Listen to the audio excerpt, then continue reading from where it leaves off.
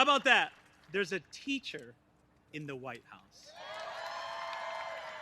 It's an honor to celebrate your achievements, especially over the past 2 years, which have marked the most challenging period in our education history. The only upside from last year's canceled ceremony is that we get a 2-for-1 deal this year. I'm so glad we're able to do this in person. Before I begin, I want to recognize Chairman Bobby Scott, who's here with us today. Thank you, sir, for your leadership. I also want to acknowledge my colleagues Randy Weingarten, President of the American Federation of Teachers, Becky Pringle, President of the National Education Association, and Carissa Moffett-Miller, CEO of the Council of Chief State School Officers. Thank you for your tireless dedication to teachers. And representing the states for our 2020 and 2021 National Teachers of the Year, we're also joined by Randy Watson, Kansas Commissioner of Education, and Joan Ebert, Nevada Superintendent of Public Instruction. Thank you for everything you do to support educators in your state. Congratulations again to Juliana and Tabitha and to all State Teachers of the Year for this well-deserved recognition. Yes. Thank you for working to advance educational excellence and equity. You know, Tabitha distinguished herself as an overachiever from a very young age. I heard when she was growing up, regular classroom assignments just weren't enough. She asked for additional enrichment activities to keep herself engaged. In fact, there's a rumor that she also requested to go to summer school as a young student. Now, as a teacher, Tabitha has brought that love of learning to the classroom. She's an educator after my own heart, teaching our littlest learners in preschool. Thank you, Tabitha, for using your platform as 2020 National Teacher of the Year to promote the importance of early childhood education and social emotional learning. Thank you.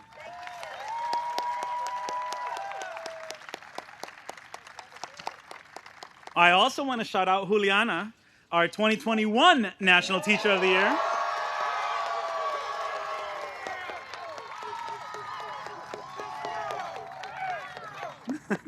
Juliana is another educator with a passion near to my heart. As a first-generation bilingual immigrant, Juliana works to help her students feel proud of their cultures and who they are. She works in special education classrooms and as an elementary school instructional strategist. I'm heartened that Juliana is the first Latina National Teacher of the Year in more than 15 years.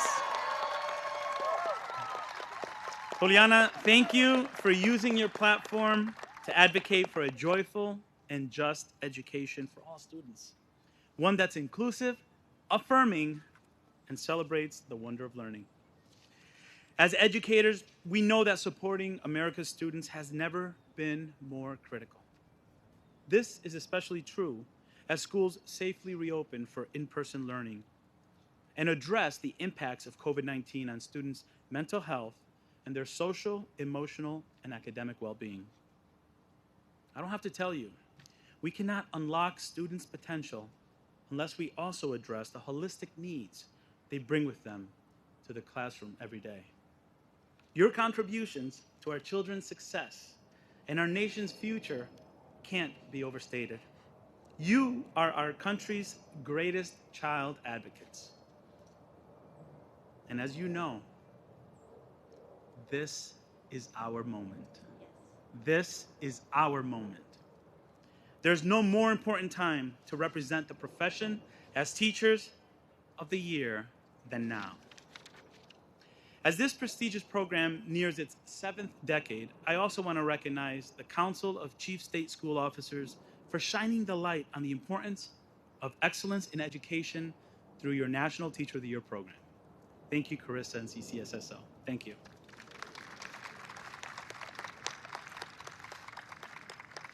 With each new group of honorees, we pay tribute to the countless dedicated and passionate educators in classrooms across America.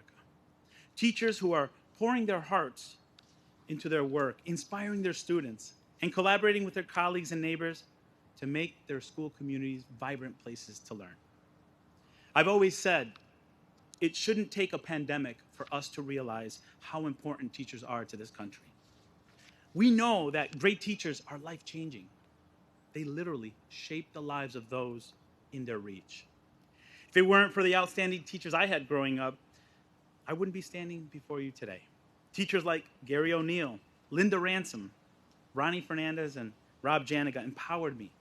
They helped me uncover my passion for education and taught me to never quit. More than anything, they helped me believe in myself.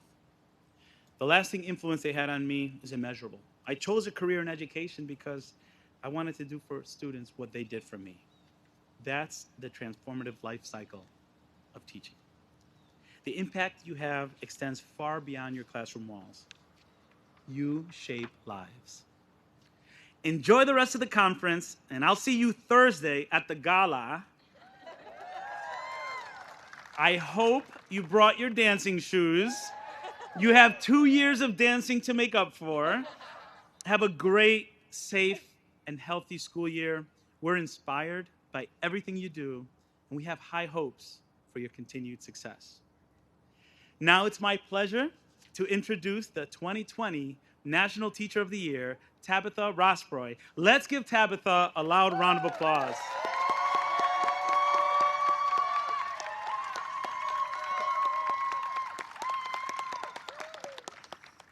Thank you so much. Dr. Biden, Secretary Cardona, other distinguished guests, I want to thank you for the invitation to be here today and the opportunity to speak for all teachers in our country in a time where our voices need to be elevated most. On behalf of the 2020 State Teachers of the Year, we thank you from the bottom of our hearts for elevating and for celebrating our work. As the 2020 National Teacher of the Year, I have represented my home state, Kansas, as well as teachers from across the United States and U.S. territories. It's an absolute honor to represent the experiences of my colleagues throughout one of the most challenging times in our history. I have seen educators show up on the front lines of this pandemic, reshaping content delivery in the matter of days, and rallying their communities to support students in virtual learning when there were glaring needs to be met. I have seen them tired, so tired, from the emotional weight of carrying their students' struggles as their own. And I have seen teachers advocate in ways that lift up the voices of their colleagues, their students, and their communities. I teach preschool, as evidenced by my cape. I brought the signatures and the artwork of my students, my community, my family, the grandparents at the preschool and the nursing home that I helped to start, all with me to the White House today to share this experience. Preschool has been my focus and my joy for the last 12 years. And as the first preschool teacher to ever receive the prestigious title of National Teacher of the Year, I have dedicated my year to lifting up the importance of making a preschool experience a part of every child's story.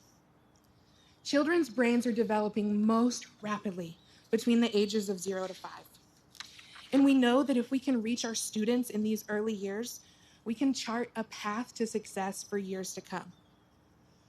One day in my class, I was reading a beloved children's book, and about 2 pages in, a student spoke up and said, Mrs. Tabitha, you have a nice voice, but you talk too much.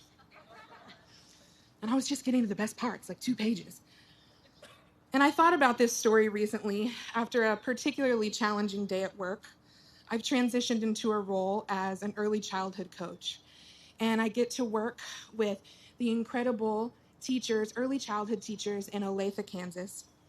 And I was in a classroom supporting a teacher, trying to help her make it through the day, through her lesson plan and everything on her to-do list.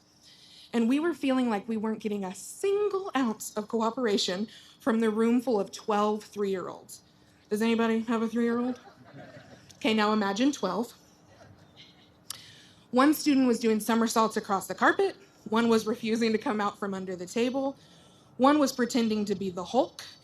and one was cutting up a friend's piece of artwork into tiny pieces with safety scissors. And in that moment of reflection, I realized that my ideas were nice, the teacher's ideas were nice, but we'd been, in the words of my student, talking too much. We'd been trying to make our kids fit into this mold of a predetermined lesson plan when they were trying to tell us what they really needed, whether that be with their words or with their actions.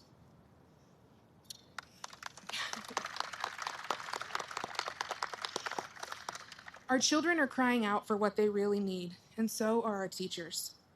And as their representatives, it's our job not only to listen, but to act. No longer can our public schools be places where the expectation is that we primarily focus on an academic education.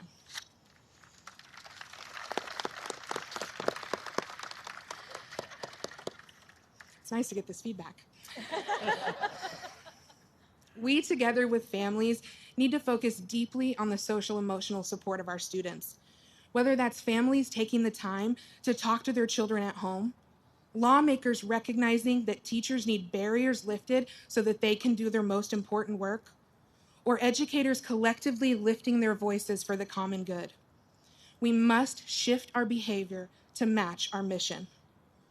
Public schools were founded on the idea of bridging equity gaps in our communities, and there are gaps in our social emotional supports that widen every day that they go unaddressed. A social emotional curriculum is a place to start, but this type of learning has to be a part of the fabric of our schools, our homes, and our communities. I dream of a world where we rally for the needs of our children the way we rally to tailgate at our favorite football teams. Go Chiefs. Or the way we've all been waiting for Adele's latest album to drop. November 19th, everybody. We cannot afford to lose steam. We cannot afford to get distracted from our most important work. I hope we all look back on this time together and we're proud of our collective response. Today we celebrate outstanding educators who, even in this moment of personal recognition, carry the needs of their students on their backs and the joy of their students in their hearts. Tomorrow, we continue the work together. Thank you. Thank you.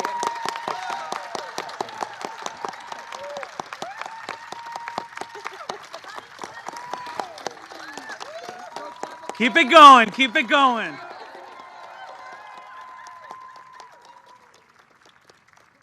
The 2020 Teacher of the Year, whose focus is on social emotional well-being of students. Go figure, huh? Awesome, awesome. Thank you very much.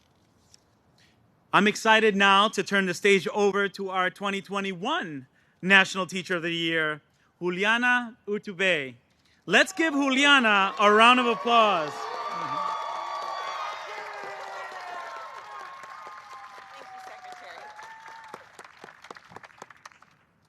Whoa. I'm a crier. But it's the emotion and the pride that I hold for what we're doing today.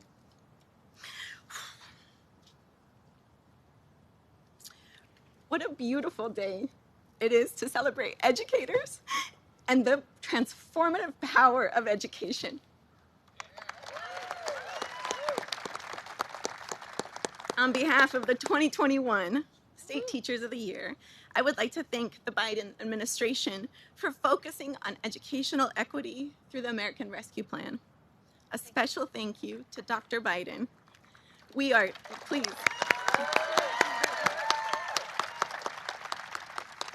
Dr. Biden, we are grateful for your leadership in uplifting our profession in every step that you take. Secretary Cardona, agradecemos profundamente su visión para un futuro de educación pública positiva.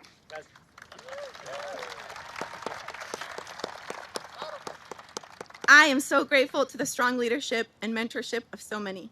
Thank you to the Nevada delegation, Superintendent Ebert. Thank you for leading by listening to teacher voice. Thank you for your patience. Thank you to Peggy Brookins and Tanya Holmes Sutton for boldly advocating for spaces for teachers of color to shine.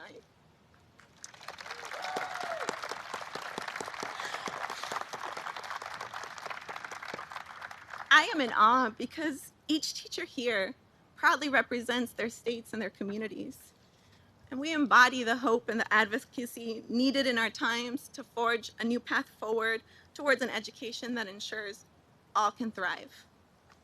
Thank you to this amazing cohort of teachers and to all the teachers who firmly hold the belief that education transforms. I believe education now more than ever has the ability to transform. In the face of marginalization, teachers build classrooms that include and encourage all students to learn and grow. We nurture our students' identities as a point of pride. We humanize our students and their families. We know that with the right access, all of our students can soar. When we wrap our collective arms around students' identities, we have the ability to build a society that is more joyous and just.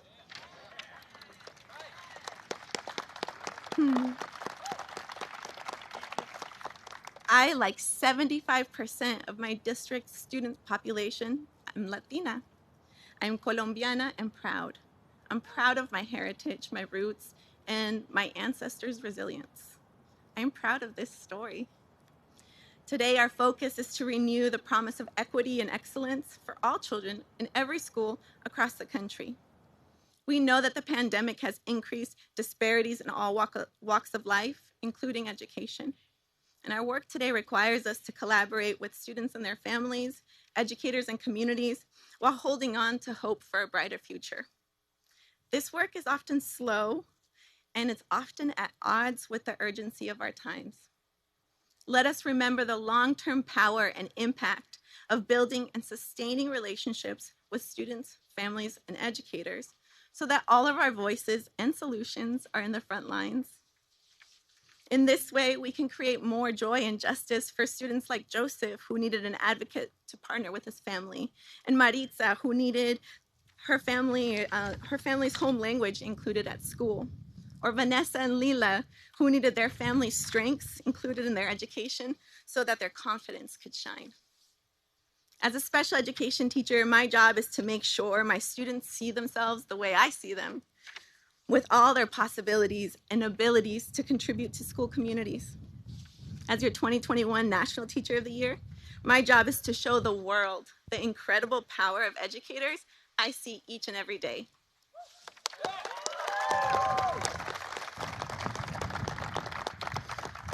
I stand in an abundance of gratitude for my family, my partner.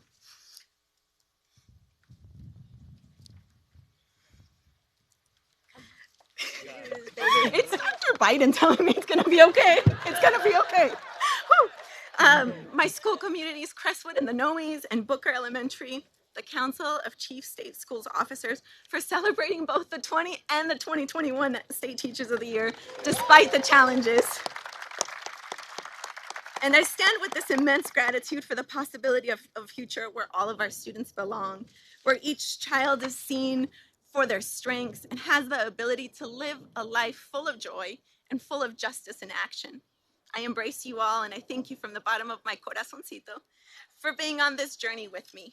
We have persevered. We have taught through the challenges that seem too big to carry alone. We have remained dedicated to elevating our profession. The road we pave today will lead us to the future. Let's ensure that our future has no barriers, only bridges. Let's ensure that together we enact the biggest lesson that I've learned from my students, and that is, there's nothing more fulfilling than doing our work with joy, and that what we provide to the world is in the spirit of justice. Muchísimas gracias. Thank you so much.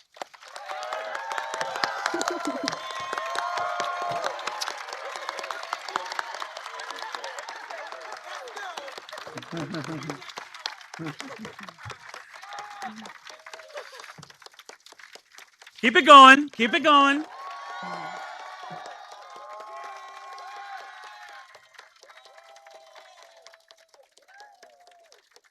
So we have the 2020 Teacher of the Year talking about early childhood education and talking about social emotional well-being, holistic needs of the children.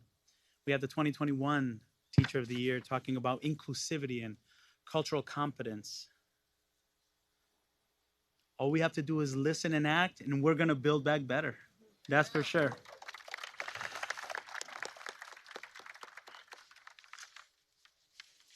Thank you, Juliana. Nice job. Now, it's my distinct honor to introduce the most committed champion for educators in the country that I am fortunate to know, who is also a teacher herself, First Lady Dr. Jill Biden.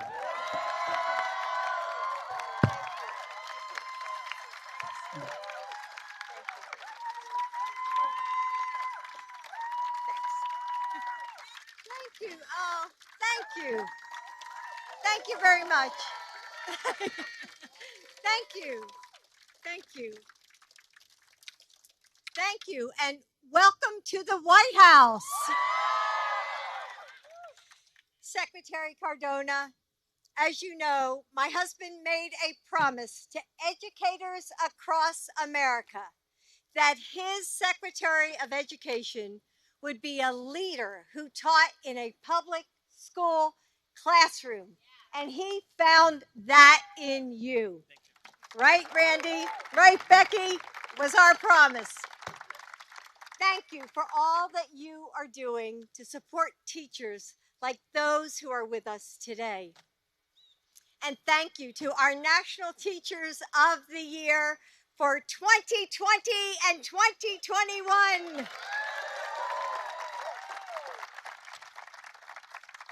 Juliana, I was so happy to surprise you last spring when you were announced. It was so much fun, even though it was 4:30 in the morning. And Tabitha, congratulations on being our first ever early childhood education awardee. So why are you here? I don't mean here on the South Lawn. I mean, why are you here? You're here because you are among the finest group of educators in our country. What I mean is, what started you on the path that led you here? Why did you choose to be a teacher? Why have you dedicated your life to teaching? Everyone here today is here for a reason. Maybe it was a teacher who pushed you to dream that you could make a difference. A child who inspired you to make the world work a little better for her. A time that when you realized that no one was going to do the hard work of changing things if you didn't answer the call. We all have our moment when our story began, or a person who set us on this path. For me, it was my grandmother. She taught in an old-fashioned one-room schoolhouse, crammed with 3 grades of students. And some days when I was a little girl, she would take me with her. And if I was lucky, I got to ring the brass bell, literally, that called her students to class. And she was a great teacher. She loved it. And her students could tell. She didn't just teach letters and arithmetic. She, like you, opened up new worlds. When she read to us from Charlotte's Web or my favorite Mary Poppins, she was spellbinding. And every child who walked through the walls of her classroom became enchanted, including me. I wanted to do that. I wanted to help kids see their world in a different way. I wanted to help them find their own voice through writing. I thought if I could do what she did, if I could set just one student on a better path, that would be really special. Someone inspired you too. Someone helped you find your path. And I know that they would be proud to know just how far you've come. The National and State Teachers of the Year program is the most prestigious teacher recognition program in our country. So many teachers were submitted for consideration. And in a crowd of some of the most innovative, talented, compassionate, and effective educators in our country, you all stood out. Yes.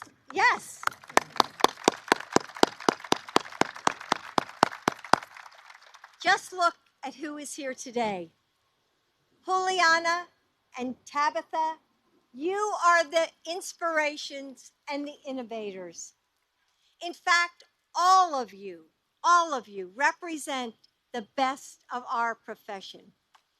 And yet, you also represent the small miracles that teachers across this country perform in their classrooms every single day. Seeing the boy who feels like he's fading away and helping him express himself through music or art. Helping the girl who thinks she's not smart enough to find that intelligence that's always been there. Holding that mom's hand when you tell her, despite her fears and stress, that she's doing a great job. Understanding that the words, "I'm fine," often means everything is wrong.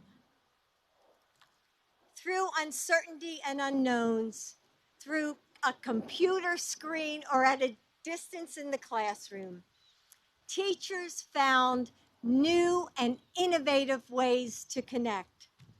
You met students where they were. You worked long hours. I see the heads, yes, you worked long hours. You reworked those lesson plans, I swear, overnight. And you reimagined what a classroom could be. It was difficult, wasn't it? And we're still wrestling with the challenges of this pandemic. But you and teachers like you across this country have found the courage and the strength to keep going. With all of my heart, and on behalf of millions of American families, thank you for being the heroes we needed. I'm going to clap for you.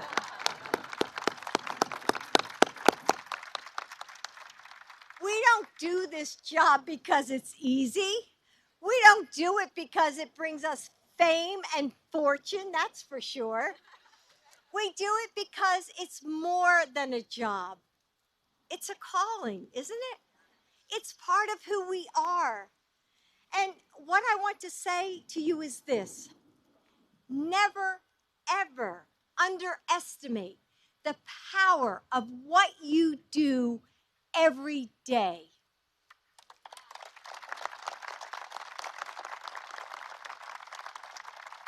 You know, when my grandmother died, she didn't leave behind a giant estate, but what I inherited from her and what I still have to this day is that simple brass school bell that she used to let me ring. And when I think about that bell, I think about the way her legacy, her love of learning, her patience and compassion resonated into the world like waves of sound, changing those who heard its ring. I think of every student that she taught and wonder what amazing things they grew up to do. Perhaps they are public servants working to make our communities a little stronger or a little fairer. Perhaps they are doctors saving lives, or architects building our cities, or scientists working to solve global challenges. And of course, there's at least one teacher. We're all here today because someone took the time, who taught us, inspired us, and showed us what we could be. And today, you all ring your own bell, pulling each person you teach into a harmony that never ends. Right now, someone out there is a better thinker because of you. Someone is standing a little taller because you helped her find the confidence she needed. Someone is working a little harder because you pushed him to try. And someone is kinder because you showed her what that meant. Someone is braver because you helped him find his courage. Never stop ringing that bell. Never forget that the lives you change go on to change the world. Student by student, teachers everywhere are performing miracles every day. So thank you for being here, and thank you for coming to the White House. You don't know how much I have looked forward to this day.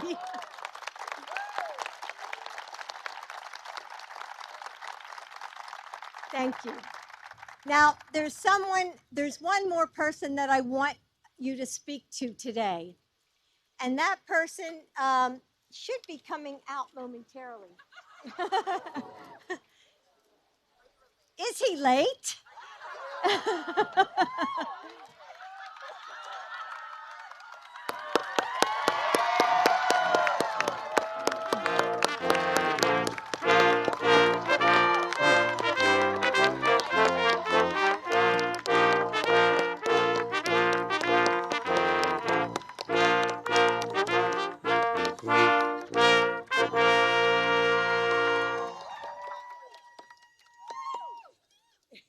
My name's Joe Biden. I'm Jill's husband. Please sit down. Please. Well, Mr. Secretary, as they say in parts of Claymont I'm from, you've done good, fella. As you can see, I didn't get my English lessons from Jill. Also here is a good friend of mine, a chairman and a Congressman, Bobby Scott. Bobby, stand up. And Randy, thank you. We kept our commitment, didn't we? Yeah, that's what I said. All right. And I just want you to know, Becky, Jill is a member of the union. I hope her dues are paid up. They are. They are? Okay, I just want to check. There's nowhere we'd rather be than with educators. You know, when we decided to run and we got elected, Jill elected me. You all think I'm kidding, huh? Well, what happened was that we started thinking about it, and I knew immediately. Jill said, by the way, and I said, it's okay with me, teach full time. She's the only first lady who's ever had a full-time job. Now, the fact that I don't ever get to see her, the fact that she is either traveling on behalf of the people of this country or going to her classroom teaching 15 credits at the community college is a different story. But it is who she is. Like I heard her say, she probably has said, I heard her say many times, teaching is not what you all do, it's who you are. It's what you're made of. And you know, one of the things that I used the line years ago that I still think is relevant in a slightly different context. You know, when you think about it, the single most consequential people in the world beyond our parents, God willing, if we have them, is our teachers. You are the ones who, you're the kite strings that lift our national ambitions aloft. I mean, not a joke. It's a reality. It's a reality. One of the reasons why we're working so hard and the Secretary is helping so much in the Build Back Better plan is that the rest of the world is starting to figure this out. The rest of the world is starting to out-educate us. Early education is earlier and more prevalent in European countries. A significant number of, we rank number 34 out of 37 industrial nations in the world, and the number of where we rank in terms of people getting a degree beyond high school.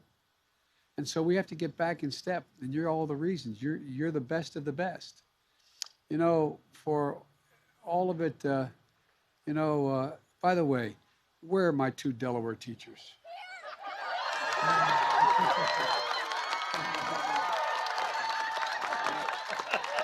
That's hilarious. Who's Newcastle? Newcastle, all right. You can see we're not at all proud of Delaware. My dad used to always say, never forget where you came from. As they say, them the one that brung me to the dance, you know. But I want to thank Rebecca, I think, for Colonial Education Program in Newcastle, and Kimberly of McCain High School in Wilmington. That's you? Okay, all right.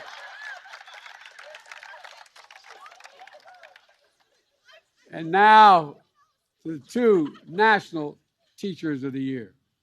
It's a pretty big deal. I listened to both your speeches, and they're very impressive, and I mean it sincerely. What you do really matters. What you do really matters. And it matters in a way that I think you all don't fully realize. I don't think about, I bet, you know, I look at every important decision I made in my life. I ask myself three things, not a joke. What my dad and mom would think I should do.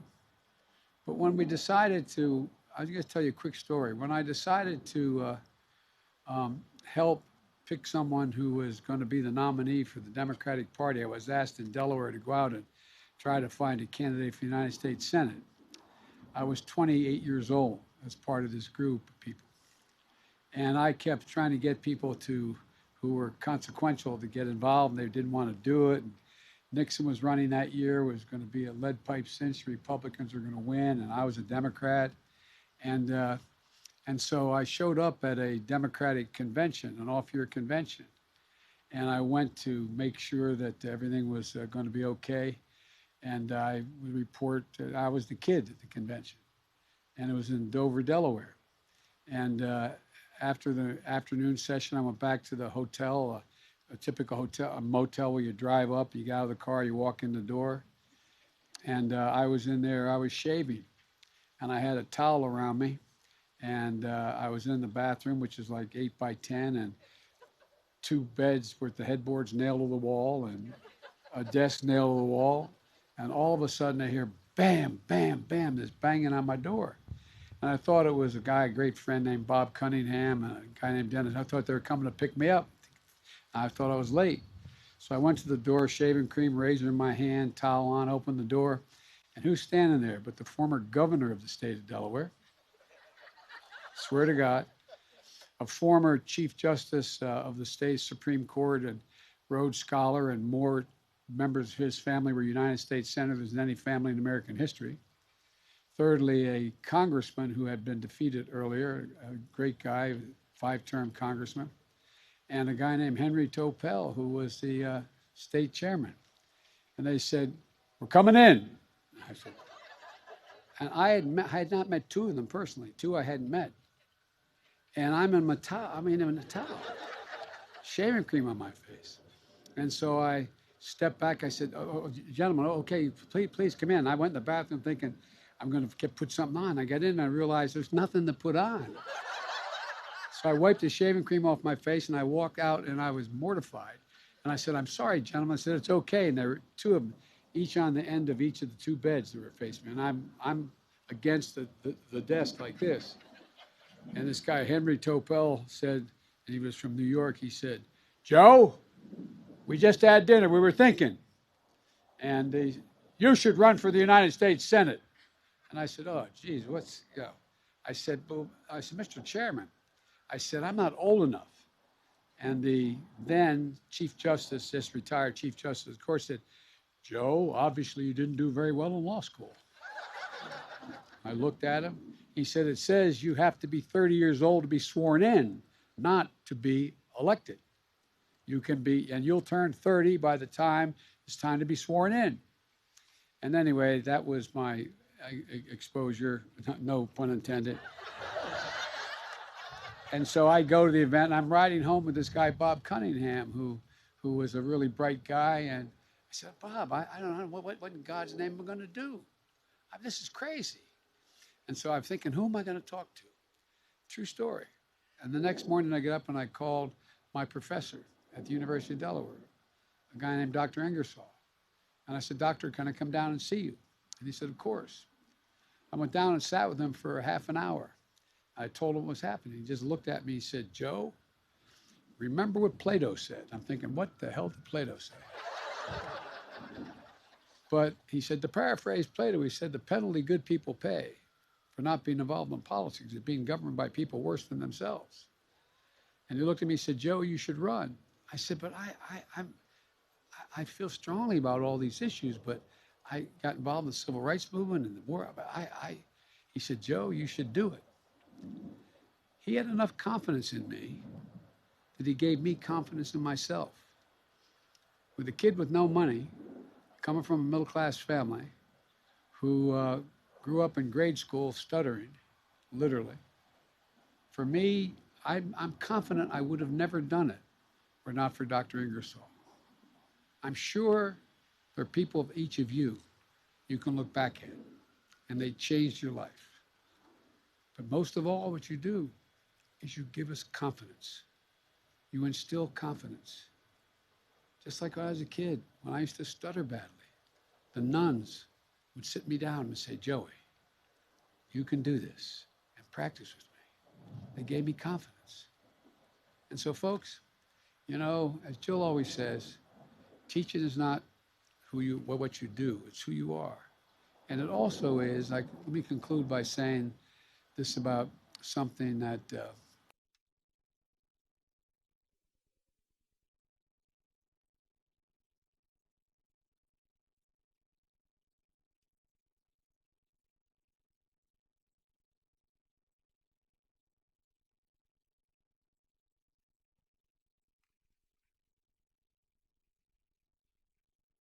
raised in Harlem in the South Bronx. Graduated from City College in New York. And he rose to the highest ranks not only in the military, but also in areas of foreign policy and state policy. This is a guy we talk about who had teachers who looked at this African-American kid and said, you can do anything. So all I want to say to you really is don't underestimate what you do. The good news about you all is you underestimate it so you come off in a way that you don't feel self-important. But you're gigantic. You make a gigantic difference. And I learned that when Jill and I would walk through the malls on Christmas time when I was a senator. Kids would go, hey, hey, hey, hey, and I'd wave. And they'd say, no, Dr. Biden.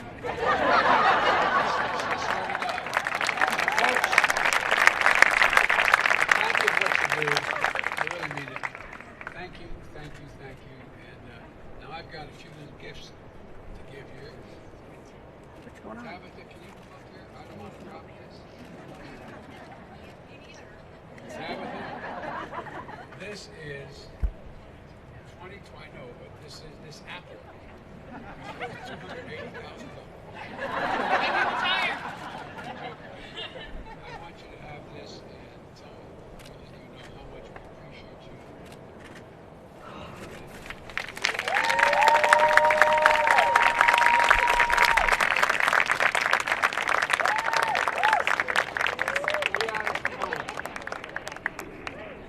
To be honest, I had a great friend who was a former senator from Texas. He looked at me one day, he's passed away now. He said, Joe, you never get elected president. Guess what? I decided to hire everybody to speak Spanish. Yeah.